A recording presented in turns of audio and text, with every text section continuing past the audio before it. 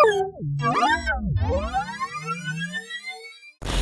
teman-teman mahasiswa, kita berjumpa kembali lagi di sesi kita yang kedua di pertemuan yang ke-6, yaitu kita akan membahas tentang normalisasi.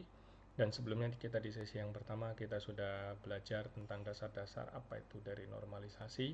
Nah, sekarang kita tiba saatnya membahas tentang normalisasi yang pertama, kedua, dan yang ketiga. Apa itu normalisasi? Normalisasi itu memang berasal dari kata normalize, normal. Jadi ada sesuatu yang sebenarnya tidak normal dan kemudian kita akan normalkan. Apa yang kita normalkan yaitu diagram kita. Dengan tujuan apa? Tentu adalah kita mengurangi redundansi dan mengurangi terjadinya insertion, deletion, dan update anomalies. Nah, oleh karena itu, kita akan lihat beberapa tahapan di dalam normalisasi, yaitu di normalisasi yang pertama, dasar kunci atau dasar utama daripada normalisasi yang pertama ini, teman-teman adalah domain constraint. Apa itu domain constraint? Yaitu tentang daripada atribut itu haruslah berisikan sesuai dengan definisi daripada atribut tersebut dan bernilai atomik atau simple indivisible.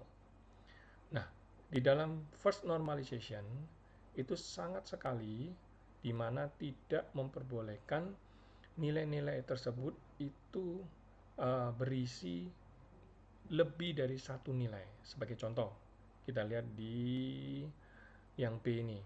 Teman-teman lihat di tuple research terlihat di location ini memiliki nilai lebih dari satu, maka dikatakan ini sebagai multi value. Maka ini pasti sudah melanggar yang namanya normalisasi yang pertama. Maka apa yang harus kita lakukan? Supaya ini tidak melanggar normalisasi yang pertama, maka di location ini akan dipecah menjadi beberapa nilai sehingga nampak di bagian C research ini akan memiliki 3 tuples di mana di location-nya akan memiliki nilai Belair, Sugarland, dan Houston.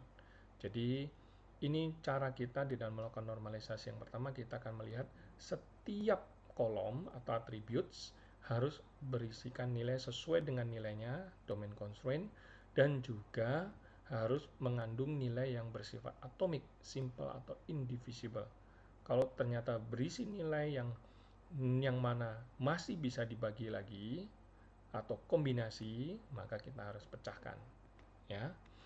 Nah, sebagai contoh berikutnya lagi, teman-teman akan lihat, ya, kalau kita melihat di sini ada tabel IMP-Proc, di mana dengan kolom seperti ini akan terlihat bahwa P-number akan memiliki nilai 1, 2, dan seterusnya seperti ini.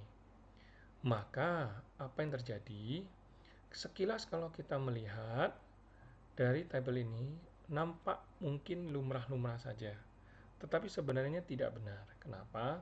Karena seharusnya tabel ini kita harus pisahkan mana yang berisikan nilai informasi karyawan, mana yang berisikan informasi tentang karyawan ini mengerjakan project dan berapa hour. Sehingga nampak di bagian C, tabel 1 ini, IMP-Proc, kita akan pecahkan menjadi IMP-Proc 1 dan IMP-Proc 2. IMP-Proc 1 berisikan nilai, mendeskripsikan tentang employee itu sendiri. IMP-Proc 2 berisikan nilai SSN, P-number, dan hours. Ya. Di normalisasi yang kedua, baru kita mulai akan menggunakan konsep full functional dependency. Seperti kita kemarin belajar atau di sesi yang sebelumnya kita belajar tentang functional dependency, maka kita akan gunakan teori ini di dalam normalisasi yang kedua. Intinya adalah apa? Pastikan bahwa setiap primary key itu akan menentukan non-primary key attributes.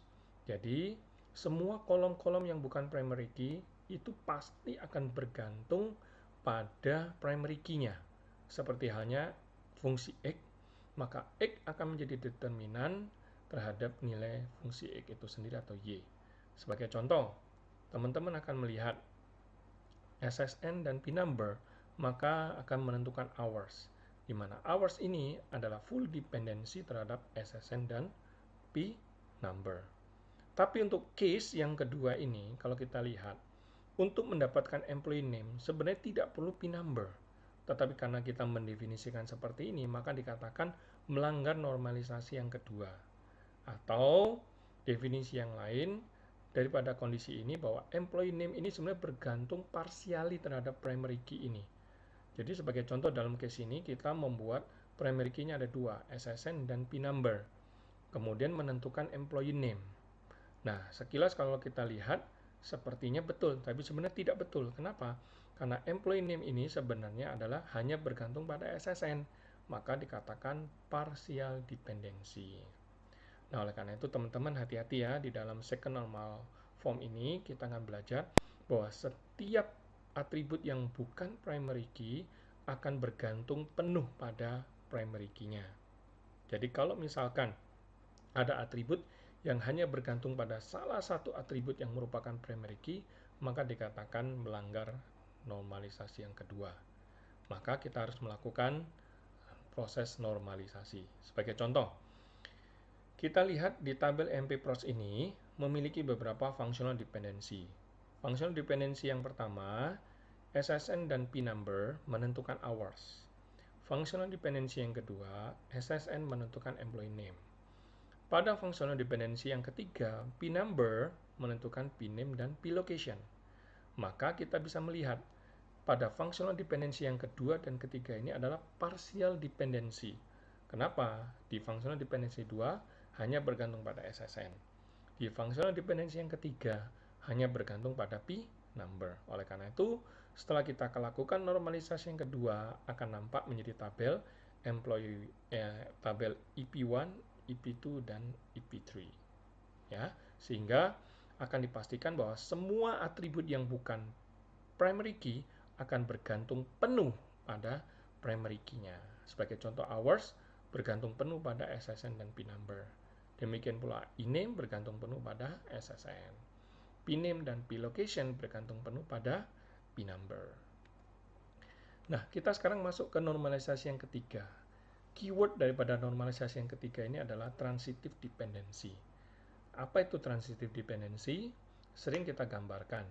Jika X menentukan Z, dan kemudian Z menentukan Y, apakah X boleh menentukan Y? Nah, apabila nanti kita akan temukan hal-hal demikian, maka kita bisa katakan itu sebagai kondisi yang transitif atau transitive dependency.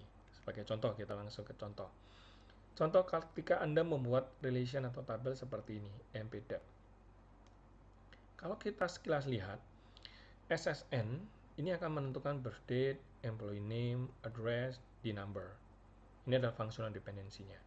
Namun, dari relation ini terlihat department number ini menentukan department name dan department manager. Maka, dengan mengetahui SSN, maka saya bisa katakan saya tahu department name-nya. Apakah betul? Nah, ini dikatakan sebagai transitive dependency. SSN menentukan D number, non-primary key. Non-primary key menentukan non-primary key. Dan ini di dalam normalisasi yang ketiga dikatakan melanggar normal form ketiga, yaitu non-primary key atau non-primary key attribute bergantung pada non-primary key attribute yang lain. Maka dikatakan ini sebagai kondisi transitive dependency. Oleh karena itu, perlu kita lakukan normalisasi yang ketiga sehingga dipecah menjadi tabel ED1 dan ED2, di mana SSN akan menentukan birth date, employee name, address, and D number. Sampai di situ. Kemudian kita buat tabel yang baru, department number, baru menentukan D name dan manager SSN. Nah, ini di dalam normalisasi yang ketiga, teman-teman harus ingat baik-baik, keywordnya adalah transitive dependency.